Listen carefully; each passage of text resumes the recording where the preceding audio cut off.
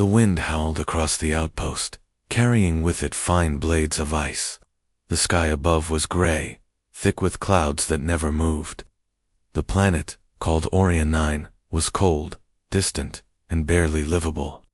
But it was rich in minerals, and that was enough for the United Earth Federation to build a base there. Inside the outpost walls, everything was quiet, but tense. The crew of 30 humans had grown suspicious. Supplies had been vanishing. Rations, tools, spare parts, small things at first, then more important items. The commander was furious. He blamed poor inventory. Then he blamed each other. But no one confessed, and the cold silence between the crew only deepened. Then it happened. She was found near the supply depot, a shadow behind the crates, thin, shaking, an alien, a female, clearly not human. Her skin was pale violet, smooth like glass, glowing softly in the snowlight. Her arms were thin but strong. Her eyes were large and silver, filled with something strange.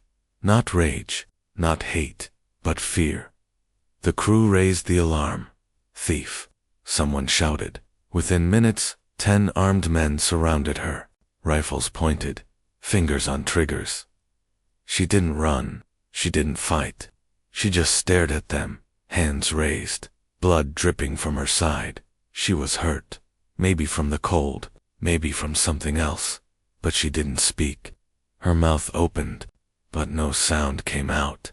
"She's been stealing from us," one of the guards said. "She's dangerous," said another.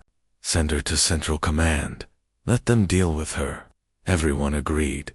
No trial, no questions, just a problem to be removed. Everyone except for one man, Daniel Carter. He wasn't a soldier. He was an engineer, quiet, kept to himself, spent most of his days repairing heaters and checking oxygen levels. He had no friends at the outpost, just machines and silence. But when he saw her, something pulled at him. She didn't look like a thief. She looked like someone trying to survive. She didn't lash out. She didn't scream. She didn't beg. She just looked at them with those silver eyes, tired, broken, alone. Daniel stepped forward. Slowly. "Wait," he said. The guards turned to him, confused. "Step back, Carter. This is security business," one of them barked. But Daniel didn't move. He looked at the alien. She looked back at him, and something passed between them. A moment, a silent connection.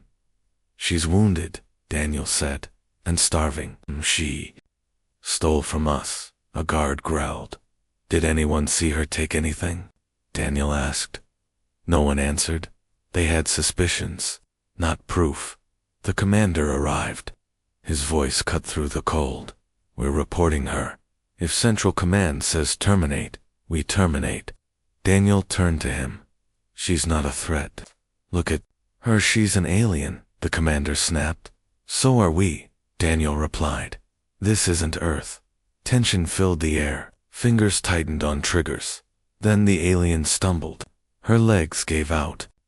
She fell to her knees in the snow, clutching her side, without thinking. Daniel rushed forward and caught her before she hit the ground. Her skin was cold, but not lifeless. She breathed, but weakly. "Let her go," someone shouted. Daniel didn't move. "She needs help," he said softly. "She's not human," another voice replied.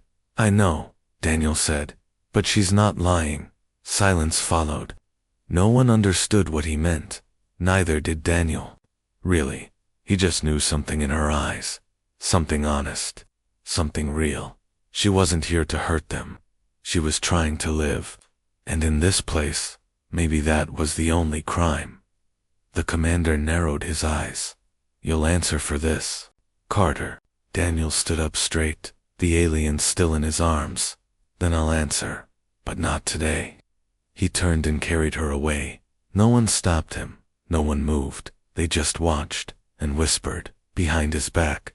They called him a fool, a traitor, a man blinded by alien tricks. But Daniel didn't care. He didn't know why he defended her. Only that her eyes weren't lying. The maintenance shed was cold, dark, and full of broken equipment. Old heaters buzzed faintly, but gave off little warmth. It wasn't meant for living things, just machines. But tonight, it had become something else. A hiding place, a shelter, a fragile space between two worlds. Daniel laid the alien girl gently onto a pile of thermal blankets.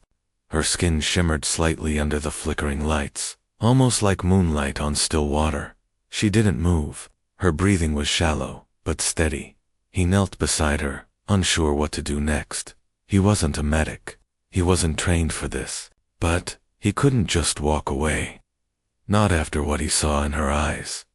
He opened a medkit, pulled out the nanogel, and slowly applied it to the wound on her side.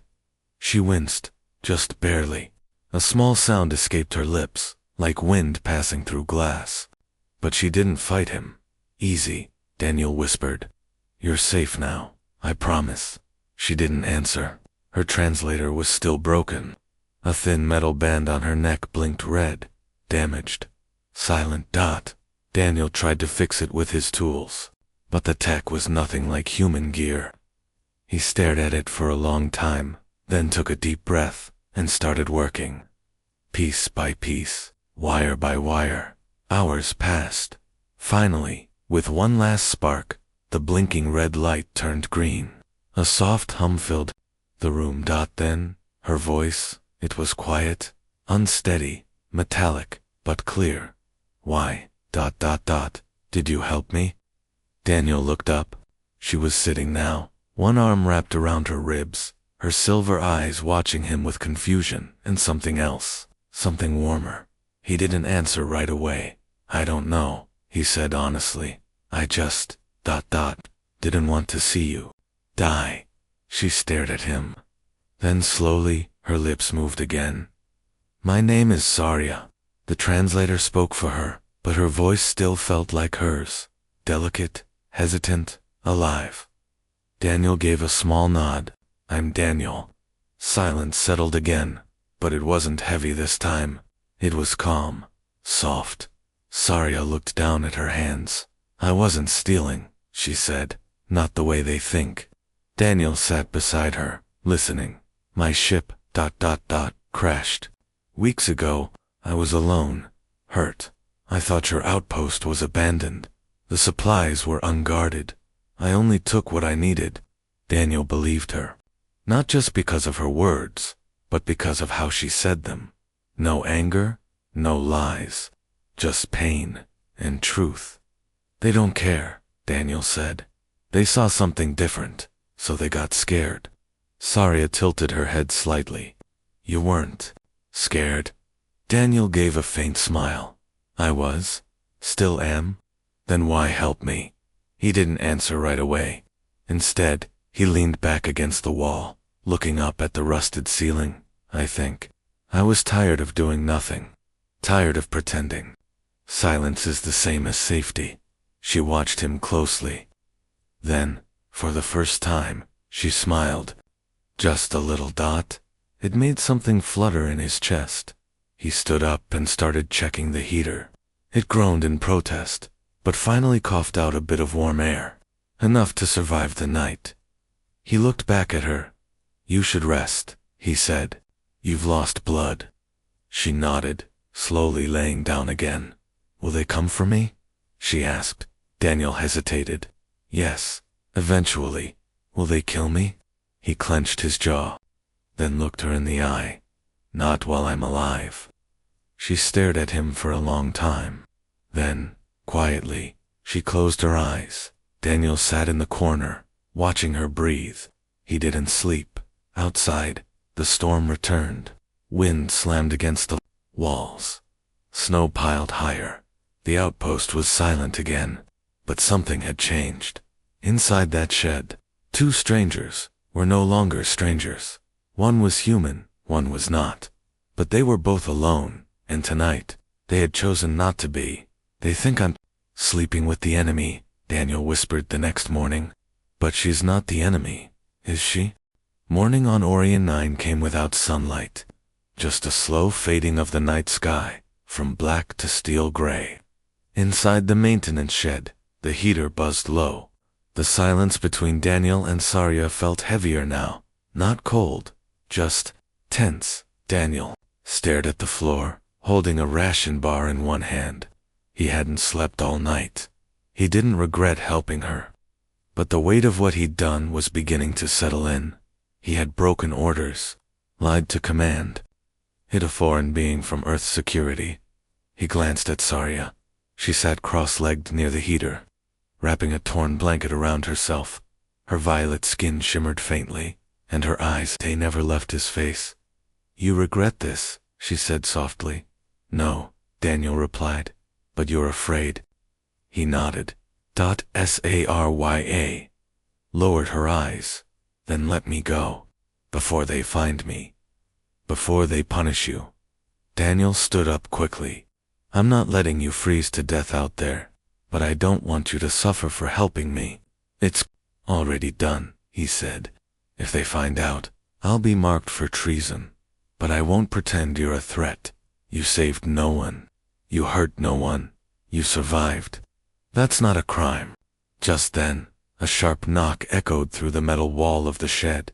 Daniel froze. Another knock, then a voice. "Carter, open up. Commander's orders." Daniel's heart dropped. Saria's eyes widened. He opened the storage panel in the floor. "Hide now." She crawled in quickly. He dropped the panel shut and kicked an old crate over it. The door burst open. 3 guards walked in, rifles at their sides. One of them, Corporal Mendez, stepped forward. "We know you accessed supply logs last night. We also tracked thermal signatures here." Daniel swallowed hard. "I was fixing the heater, right?" Mendez said. "Mind if we look around?" Daniel stayed still. "I do mind. You need a warrant to search personal maintenance space." Mendez smirked. "You think this is Earth?" He waved his hand. The other guards began searching, moving crates, opening lockers, checking shadows. Daniel tried to stay calm. His chest felt tight.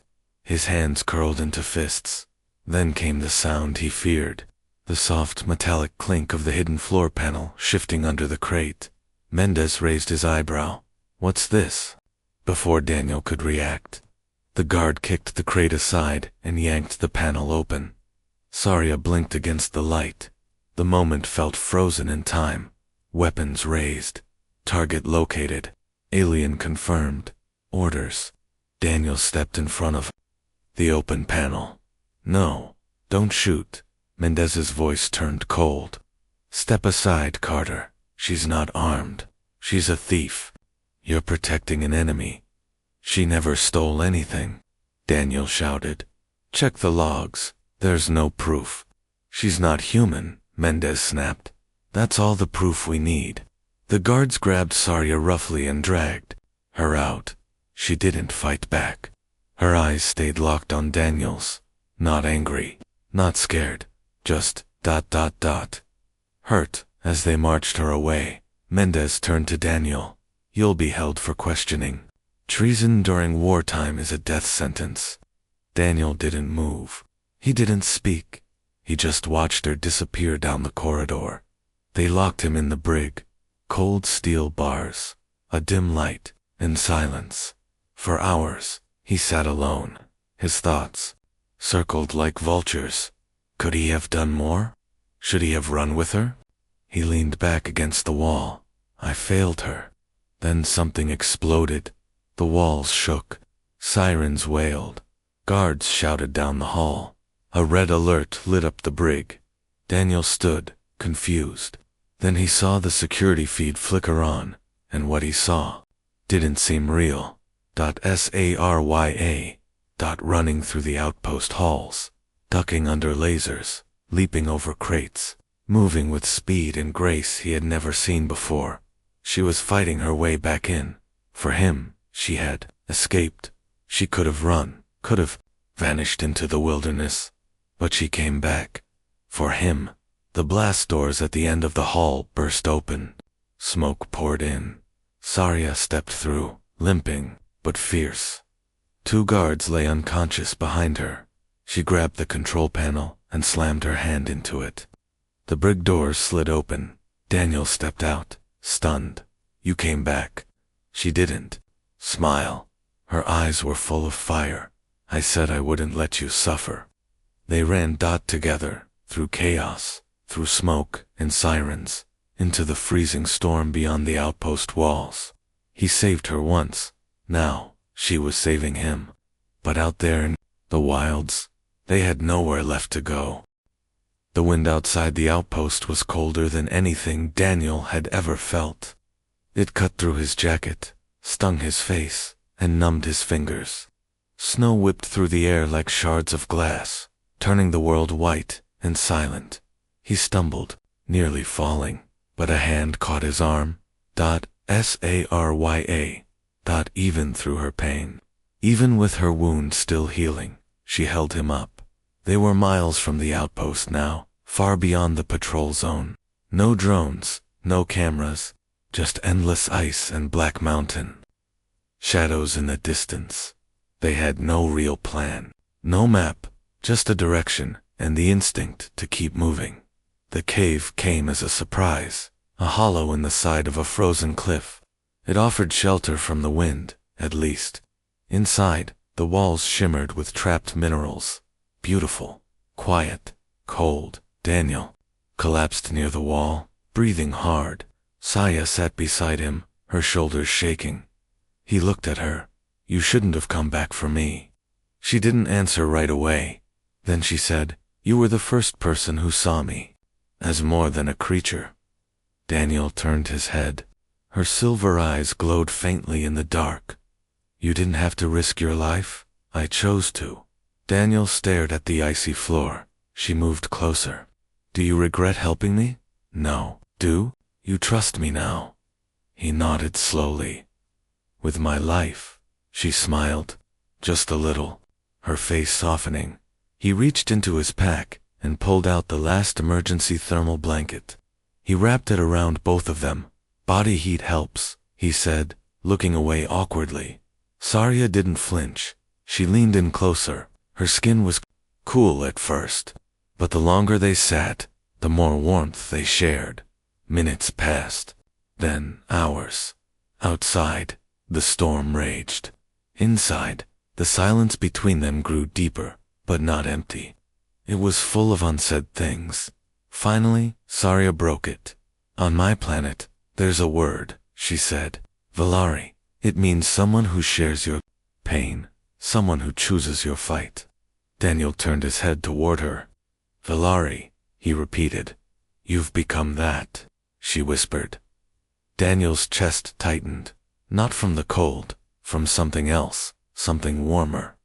He reached out, gently, brushing her hand. She didn't pull away. Instead, she looked at his fingers, examining them, touching the roughness, the warmth. "So different," she said. "But not wrong." "No," Daniel whispered. "Not wrong at all." They talked through the night, about home. About loss, about what it meant to belong somewhere or not belong at all.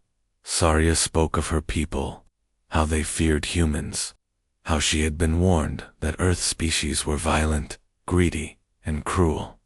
"But you're not," she said softly. Daniel laughed bitterly. "I might be the exception." She tilted her head. "Or maybe you're just proof we were wrong." The storm faded by morning, but neither of them moved from where they sat, wrapped in one blanket, wrapped in something stronger than warmth, wrapped in the fragile beginning of something that neither could name yet, but both could feel. Daniel looked at her as the first light peeked through the cave's mouth. "What happens now?" he asked. Saya was quiet for a moment. Then she said, "We keep moving. Together." But neither of them knew. Someone else had picked up Sarya's old distress beacon, and they were not human. For 2 days, they moved through the icy valleys, deeper into the wilds of Orien-9. Daniel's single quotes as hands were cracked and bleeding. His legs ached, but he never complained. Sarya stayed close. Her wound was healing, but slowly. The cold made it worse. She leaned on him when she needed to. He never pulled away. They didn't speak much, but they didn't need to. There was peace in their silence, and then they found the wreck, Sarya's ship, half buried under snow and ice. Tilted at an angle, the alien craft looked like a broken wing, fallen from the sky. Burn marks scorched the hull. One side was torn open like paper. Daniel stepped forward slowly. "This is where you crashed." Sarya nodded. "I thought it was unsalvageable, but we can still use the unit." They dug through the snow, working side by side until they reached the core of the ship. Inside, wires hung like vines. Metal groaned as they moved. The power cells were dead, but the backup transmitter still had some life. Daniel wiped the frost off the panel and activated it. Lights flickered. The screen lit up, weak but working. "It's online," he said. "You can call for help." Sadia hesitated. "Adi, you sure?" he asked. She looked at him. "My people may not answer, but someone will. We need shelter, food, somewhere safe." Daniel nodded, though something inside him felt uneasy. Sarya tapped the panel. A coded signal began to pulse into the sky. Then they waited. The next morning, the signal was answered, but it wasn't what they hoped for. Daniel stood outside the ship, watching the horizon. The clouds had cleared for once. Pale sunlight touched the frozen ground dot inside. Sarya stared at the blinking screen. The transmission was repeating dot coordinates. Language, not hers, not Earth's either. "Who is it?" Daniel asked. Sarya didn't speak at first. Then she turned to him, eyes cold. "Raiders." Daniel's chest tightened. "What do you mean? They're not mine. They're scavengers. Outlaws. Pirates that move between systems. They must have intercepted the signal. Can we stop it?" She shook her head. "No. The burst is out. They're already coming." Daniel stepped back. "How long? Hours? Maybe less." He looked around the wreck. No weapons, no shields, no defense. "They'll come here," he said. "No," Sarya said softly. "They'll go to the outpost. They think that's where I am. That's where the humans are, where the tech is." Daniel's heart dropped. "We have to warn them." Sarya's voice turned sharp.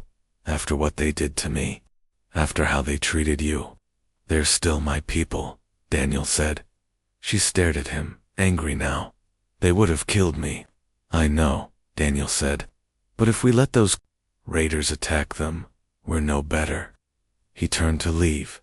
Sarya grabbed his arm. "You go back there. They'll lock you up again. Or worse." Daniel looked at her hand, then at her. "I'm not going back for them," he said. "I'm going back for what's right." She stepped closer. "You'll die." Daniel swallowed hard. "Then let me try before I do." Sarya looked away, torn. Her fingers trembled as they let go of his arm. He started to walk toward the open ice. Then, a voice behind him. "Wait." He turned. Sarya walked toward him, limping, eyes locked on his. "I won't let you go alone. You don't have to do this. I want to." Daniel gave her a small smile. "You're sure?" She nodded. "We started this together. We finish it together, side by side." They walked back into the storm. The cold didn't matter. The danger didn't matter. They had each other, and that, somehow, was enough. Neither of them saw the shadows moving above the clouds. The raiders had already arrived, and they were not here to talk. The clouds above Orion 9 were no longer silent. They cracked open with fire. Flames lit the sky as dark ships descended, sleek, sharp vessels that moved like vultures in a feeding frenzy. The raiders had arrived, and they came fast. Daniel and Sarya were halfway back to the outpost when they saw the first explosion. A tower of smoke rose behind the hills, then another. Then screams came through the wind, barely audible, carried from miles away. Daniel stopped and looked at Sarya. "We're out of time." They ran. Pain burned in his legs. The cold stabbed every breath. Sarya's limp was worse now, but she didn't stop. She pushed forward, silent, fierce, unstoppable. When they reached the outer ridge, they saw it all. The outpost was burning. Guard towers collapsed under direct hits. Supply crates scattered like matchsticks. Soldiers were running, firing useless rifles at ships that didn't care. The raiders weren't just looting, they were destroying everything. Daniel's heart twisted. This was his home, his people, even the ones who had turned against him, and now they were dying. "We have to get inside," he said. Sarwaya touched his shoulder. "There's a way. The utility tunnel. You showed me before." He nodded. Together, they moved toward the old maintenance shaft hidden behind the generator station. Inside, the air was thick with smoke and heat. They crawled through pipes and cables, emerging into the lower levels of the command center. The halls were chaos. Wounded men dragged themselves across the floor. Sparks rained from the ceiling. Systems were failing. Voices screamed over in comms. Then someone raised a weapon. "Stop. Hands up." It was Corporal Mendez, covered in blood, still standing. His eyes locked on Saria. "You brought her back. Are you insane?" "She's not the enemy," Daniel shouted. "She brought them here." "No." Daniel stepped forward. "We did. The signal came from her ship, but she didn't know they'd intercept it. She risked her life to warn us." "She's one of them," Mendez said, trembling. "She's one of us now," Daniel said. A long silence, then the ground shook with another explosion. Mendez lowered his weapon. "Fine. What do we do?" Saria stepped forward. "Their lead ship is broadcasting a control signal. That's how they're disabling your systems. I can jam it." "You sure?" Daniel asked. She nodded. "But I need time and power." Daniel turned to Mendez. "Help me get her to the tower. I'll guard the console. She does the rest." They ran together through fire, through falling debris, up to the central tower where the command relay still stood. Daniel sealed the doors behind them and dragged a rifle from a dead guard's hands. Saria plugged into the main terminal. Wires sparked. The console fought back. "Cover me," she shouted. The door slammed. The raiders were here, to burst through the flames. Tall, armored, brutal. Daniel fired. His shoulder cracked from the recoil, but he held the line. The first alien dropped. The second roared and charged. Saria screamed. Just a little longer. Daniel grabbed a pipe from the ground and swung as the creature slammed into him. He fell hard. The pipe flew from his hands. The raider raised a blade and dropped dead. Stood behind it, a broken circuit rod in her hand, her arms trembling. She rushed to Daniel, pulling him back to the console. "Are you hurt?" He coughed. Blood touched his lip. "Not dead yet." Then the lights flickered. A siren blared. The signal was jammed across the sky. Raider ships began spinning out of control. Without their sync, their weapons failed. Their shields vanished. One by one, the fleet began falling. Outside, the defenders rallied. The outpost wasn't dead yet. Daniel leaned back against the wall, his chest heaving. Saria sat beside him, her hand finding his. "You saved them," she whispered. "No," he said, eyes closing. "We did." His vision blurred. Her fingers held his tighter. "You're not allowed to die, Daniel." He smiled weakly. Wasn't planning on it. Then everything went dark. When Daniel opened his eyes again, everything had changed, including Saria. Daniel opened his eyes slowly. Bright white light, a soft hum, and silence. He blinked, trying to sit up. Pain flared in his chest, sharp and deep. He groaned. "Easy," said a voice beside him. A voice he knew. Sarya. She was there, alive, and so was he. He looked around. He was in the outpost medical bay, or what was left of it. Wires dangled from the ceiling. Walls were scorched, but it was still standing, and somehow, so was he. "What happened?" he whispered. "You passed out," Saria said gently. Cracked ribs, blood loss. But you'll live. She smiled. Daniel tried to smile back. You saved us, he said. She shook her head. We saved them. He reached for her hand. She took it without hesitation. The door slid open. The outpost commander stepped in, walking slowly, with a cane. His arm was in a sling. His face was tired, but his eyes had changed. He looked at Saria, and he didn't flinch. Miss Saria, he said, on behalf of Earth Command, thank you. She stood. I didn't do it for Earth. He nodded. I know. You did it for him. She looked back at Daniel. Yes, I did. The commander cleared his throat. We've contacted Central Command. They want to study your ship, learn from your tech. They also requested your transfer to Earth custody. Daniel's eyes widened. What? Saria didn't move. And if I say no, he hesitated, then you're free to go. This outpost now considers you a protected civilian. You'll have to choose where to go next. She was silent for a moment. Then she spoke clearly. I'm not going anywhere. Daniel stared at her. You don't have to stay here.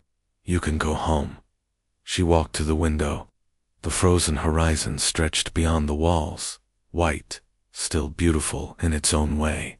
My people think humans are cruel, dangerous, but they're wrong, she said.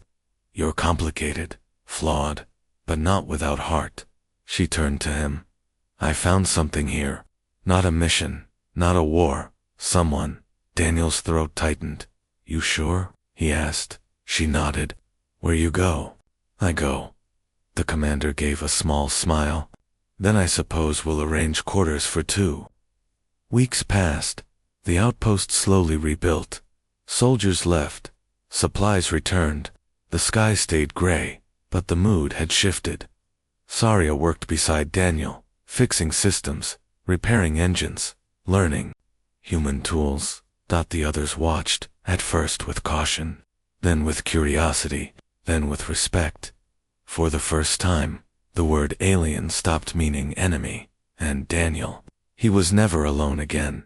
At night, they sat by the heater in the same maintenance shed, where it all began. Saria rested her head on his shoulder. Do you regret it? She whispered. Not a second, he said. Even when they hated you. He kissed the top of her head. They don't anymore. And if they ever do again, he smiled. Then we'll fight. Together. She looked up at him. There's another word in my language, she said.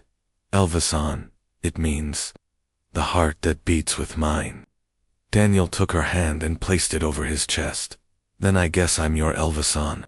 And under the stars of a cold, distant world, two souls from different worlds found something rare, something worth saving, something worth staying for, love.